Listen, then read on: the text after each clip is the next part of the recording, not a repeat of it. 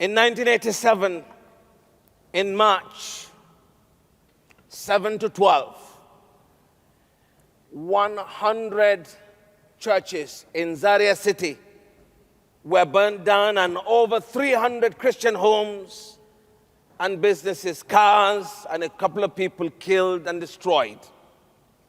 I was the leader then of the Christian Association Zaria chapter. And the Lord asked me to tell the people to do nothing.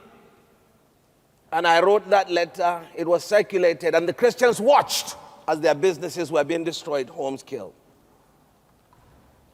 In 2010, I was in Jos as bishop.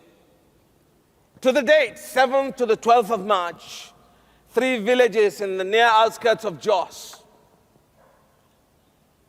Muslims massacred men, women, and children. And the church leaders, we were all convinced to beg the villagers and those that survived and the entire Christian community to do nothing.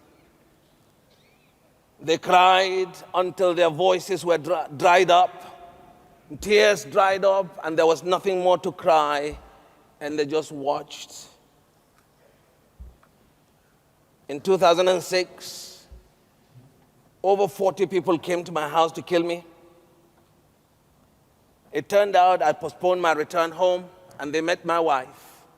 They did unspeakable things to her, beat her, left her half dead and totally blind. Through the mercy of God, she recovered.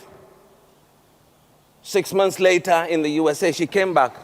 Exactly 1 year later, they came back again. This time they met me at home. Over 30 people came, broke down the house. They had their time, broke down the back door, came in, and took me out to kill me. They later on changed their minds and said they would kill me in my bedroom. I pleaded with them to pray, and they allowed me to pray.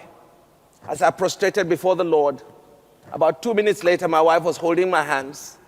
5 minutes later, my son came in, and I said, "What are you doing here?" And he said, "Daddy, they've gone." What chased them away, what they saw, what they didn't see, only eternity will reveal. Now, friends, I'm not saying this to play down on those who have died. I've lost a classmate who was a pastor in Kaduna. He was roasted in his church. I've lost colleagues, schoolmates, and brothers and sisters who've been slaughtered for the faith. Why I'm alive, I don't know. But one thing I know, until my time is up, and I know I will die someday, blood crash, air crash, car crash, whatever crash, until that day, I have a gospel to proclaim. I have a gospel worth living for, and I have a gospel worth dying for. Amen.